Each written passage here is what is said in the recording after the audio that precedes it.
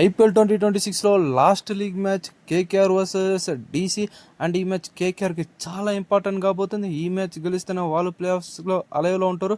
But RR కూడా ఓడిపోవాలని కోరుకుంటారు. వాళ్ళు ఓడిపోతేనే వీళ్ళకి అడ్వాంటేజ్. చూడండి భయ్, ఐపీఎల్లో లాస్ట్ లీగ్ మ్యాచ్ దాకా ప్లే ఆఫ్స్ రేస్ అలైవ్లో ఉంది. అండ్ ఈ match Eden Gardens KKR home ground ఆడబోతున్నారు. అండ్ కేకేఆర్ టీం చూస్తే లాస్ట్ 6 మ్యాచెస్లో 5 మ్యాచెస్ గెలుచున్నారు. ఫుల్ ఆన్ కాన్ఫిడెన్స్గా ఉంటారు వాళ్ళు. అండ్ అదే కాన్ఫిడెన్స్తో ఈ మ్యాచ్ కూడా గెలద్దామని చూస్తారు. ఒక ఎక్సలెంట్ పర్ఫార్మెన్స్ ఇస్తున్నారు కేకేఆర్ వాళ్ళు. అసలు నో వేర్ నుంచి ఇప్పుడు చాలా బాగా ఆడుతున్నారు.